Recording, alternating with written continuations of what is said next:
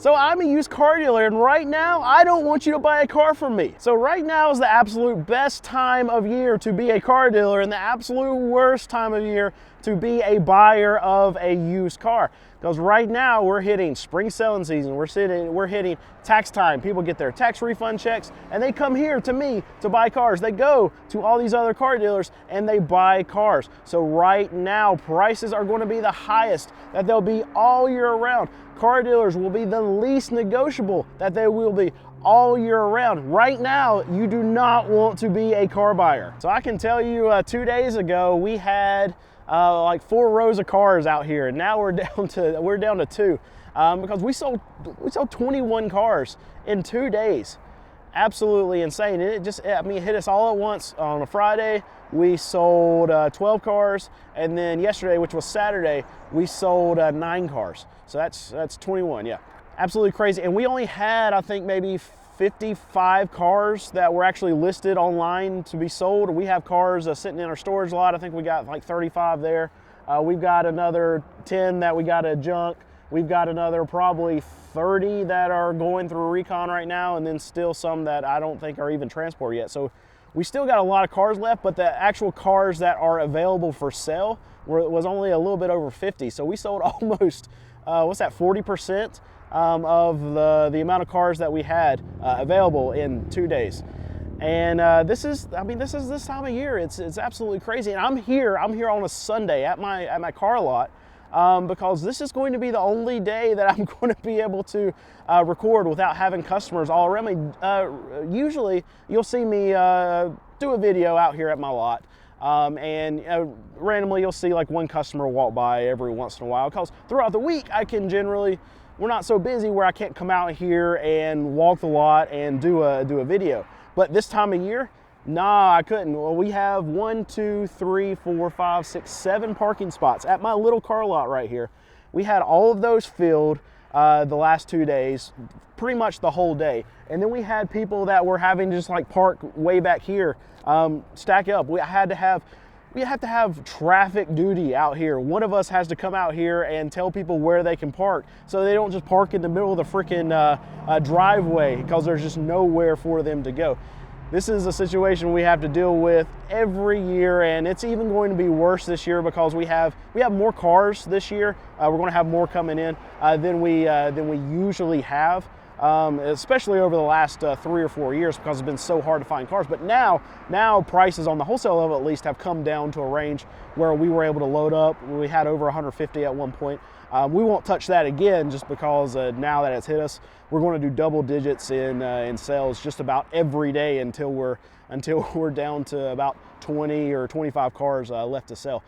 But it's just crazy times right now, and I'm going to be able to show it to you over the next couple weeks. Hopefully, get some videos out. But it's going to depend on how many customers we have too, because I don't want to walk around the lot when we have a bunch of kids and a bunch of customers running around behind me. So this is why I'm here today, and I'm going to show you throughout the lot what we're actually going through right now and what's going through my brain and what I'm preparing for. So I actually want to show you this. This is a board that my team keeps up to show cars they sold in a day and then how many they have sold since their last bonus. Every time they hit 100 cars, I give them all a bonus. That's everyone across the team. It doesn't matter if they're a mechanic, if they're actually doing sales, if they're just running the cars.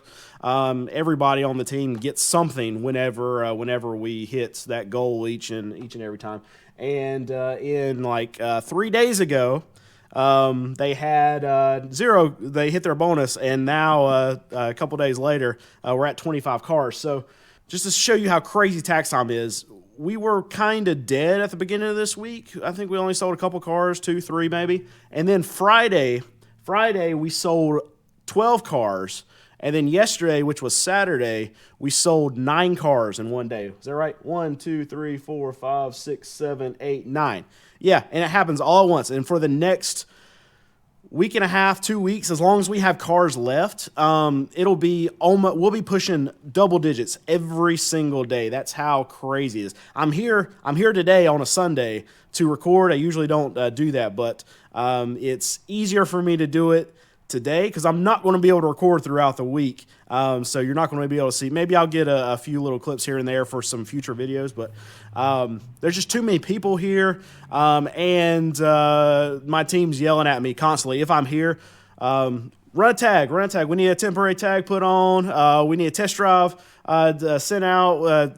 The parking lot's getting crazy. They don't let me touch any of the paperwork, so I'm doing all the grunt work whenever I'm here during tax time.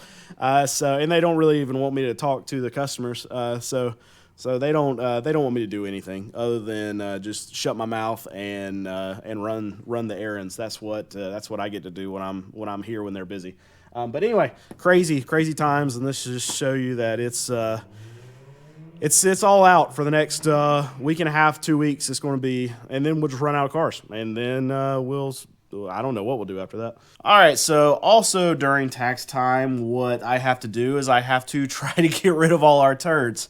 What I know during this time of year is that if we send them to auction, they're going to bring more money right now than they will all year round. And on top of that, I like to just clean house during this time of year. It's like we can just start over, start fresh whenever prices start to come down again after tax time at auction. Clean slate, it just makes me feel good. It's kind of like our spring cleaning, but with our inventory. But this year we've got 9, 10, 11, 12, 13 cars that we've been, 14 cars that we've been holding on to for the last 6 to 8 months till this time of year to be able to dump them. I do this every year. We just hold on to our crap and drop it at this time of year because it's going to bring the most amount of money. I'm going to lose the least amount of money, but I still have to do a lot of math and figure out, okay, which auction are they going to do the best at? Will they even move? Will they run through the auction? Is it to the point where I think they're only going to bring X amount of money? So do I just cut like my mechanic that we use we outsource some of our work to? Do I just cut him a massive deal on a bunch of these vehicles that needs transmissions and motors so he can just pay me for all of them at one time, and then it's easier for us, and then he can make money too, so it's kind of a win-win. So we're doing all this kind of math. I've got all these problems right here. So these are the 9 that will actually run. We're debating on taking them to auction or cutting a deal to my mechanic. And you see most of these, let's see, transmission, motor, trans, motor, trans. ABS model that on a Prius is just astronomical, so we can't put that kind of money into it. And then another motor. And in all these cars, I have $20,100 in. Best case scenario for me, they're probably going to bring about $1,000 each at the auction, and then I'm going to have I'm going to have a seller fee on top of all of these cars. There's going to be like $200 to $250. So what's that? $750 a car, probably best case scenario. So what I can do is I can just package them all together, sell them to my mechanic for like $650, $700 a car, let them take all of them at one shot.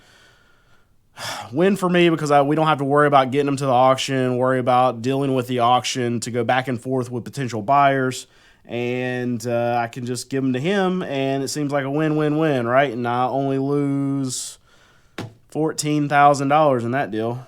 Yeah, win for everyone except for me and my pocketbook, right? So anyway, that's what we're working through right now. It's not just fun and games and selling all these cars when the money's running through the system. I also have to figure out ways to get rid of all of our trash too, and this sums it up right here. I don't like to lose money, but part of the game, right? So if you watched any of my videos when I've ever shown you kind of behind the scenes in the shop and stuff, you might recognize this area, and usually it's absolutely trashed. I've done videos talking about Alex, my mechanic. Just tools everywhere. I can never find a freaking 10mm socket. I even had one of you guys send me some 10mm sockets in the mail. It's greatly appreciated. So now I have a whole stack of them that I can always find one. But this has always been a point of frustration where they wouldn't keep it clean. But you can see back here, it's somewhat organized. But let me show you how my guys have decided to organize. All this stuff's clean. Yeah, right and good. But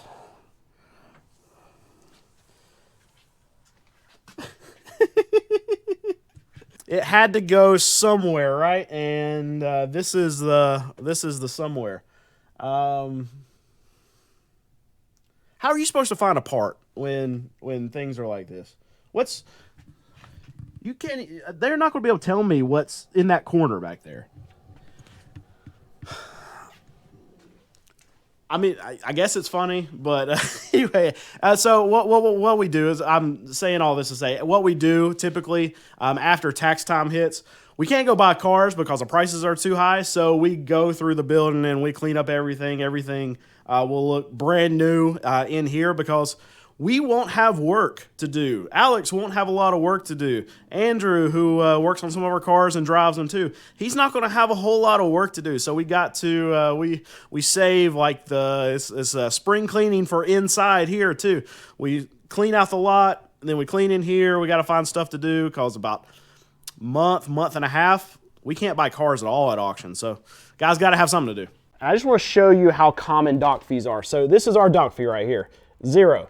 But the reason why I want to point this out, and it's dark in here because we're close, but the reason why I want to point this out right here is because dock fees are so common that even if I don't have a dock fee, there's a law that says I have to post what my dock fee is. So even though it's 0, the law states that I still have to write that the dock fee is 0. That's how the laws are built around what 99% of dealers are doing, which is not 0. It's the average in my state is, I looked it up, I think it's either $6.99 or $7.99. I bet it's $7.99 because North Carolina is one of the higher states. If you go to Florida, it's absolutely insane what dealers charge for dock fees. It's nothing. Like it doesn't. There's no substance surrounding a dock fee. It's all profit. It's all profit. Or what a lot of dealers like to call it, it's not a dock fee, it's a yacht fee. Yacht fee. So it pays for their very expensive boat. All right, so I actually want to show you guys something that I'm pretty excited about. So this is a bay door right here that opens up into this room. So this is going to be our new studio when we do like some lives and some interviews, things like that. And I won't show you guys behind the scenes a whole lot, but this is something I'm really excited for. We're getting everything painted. We're going to get it cleaned up. We're going to be able to pull some cars in here. And I know, here's the thing: all these big time YouTubers and stuff, they have these garages filled with like Lambos and all these really cool cars. They spend a lot of money on. Not me. That's not what we're doing. You've watched me long enough to know probably what I want to put in here. I'm gonna find the cleanest, most garage kept, old lady driven, minimal cat urine 2002 Ford Taurus that I can find, and that's what's going to be sitting in here. I've also got like it's a 91 Blazer that I'm going to be working on finishing. We're going to put that in here behind me. Just put probably some chairs and stuff, and have a cool little setup behind me. But this is that's the dream for this building. But we got it, and we're going to be using it for the next however long to do a lot of videos. So behind the scenes look. This is exciting to me. Hopefully it's exciting to you. Yeah, and I know we're going to be slammed this coming week again because I've been here recording just for a little bit. I've already had multiple customers come in on a Sunday, and we're closed. So I'm trying to avoid it. I don't want to tell them anything wrong. I don't know what's going on with a lot of these cars. Alex buys a lot of them, and come check us out. Make sure you get checked out by your mechanic. We don't charge any dock fees. That's my extent of my knowledge, and that's why they don't want me talking to customers, because I don't know what's going on here anymore. I'm just a monkey on a camera at this point. And we did a video, I think it was our last video, where I showed a lot of these cars. I showed what we had in them. I showed what we're going to be making on them. And I got a ton of emails after that. Send me an email. I love reading emails. If I can help you with something, I do. But here's the thing. Most of these emails asking where my car dealership is, can I give them the website, whatever. And I'll just go over this one more time. no, I'm not going to do that. I'm on YouTube to try to give you advice. I do those videos like that showing you what I have in cars. I know a lot of you use the phrases like dangling steak in front of a dog or something like that because they want to buy a car from me. And I'm not doing that for that reason. I'm trying to show you where the market's going, what a dealer like me can pay for some of these cars, and what a dealer like me is going to sell these cars for. So you can kind of gauge, okay, you can see what I was paying for cars 6 months ago, you can see what I'm paying for today, and then a month and a half, 2 months from now, when prices go up, I'll be even able to show you what I'm paying for cars then. And then hopefully the crash comes after that, and I can show you prices again. I just try to show you where the market's going on a wholesale level and what I'm seeing. That's what I do that for. But also I'm trying to give you advice in the middle of this. And I feel like if I'm giving out my dealership website, if I'm giving out my info, if I'm trying to sell you a car through YouTube, then you're not going to be able to use, I mean, it's not, why would you take any information from a used car dealer who's trying to sell you a car through their YouTube channel while they're trying to give you advice? It doesn't work. It's icky, right? So I don't want to be icky, and that's what I'm trying not to do. And that's why, no, for the one person who sends me an email says, I promise that I won't tell anybody else, I get it, I understand. But if I give you my website or my information or tell you where I am, then I gotta tell everybody. So usually I just delete those emails. I'm very sorry about it, but please, if you have any questions or anything like that, send me an email. But I'm not gonna tell you where my dealership location is, so don't send that email.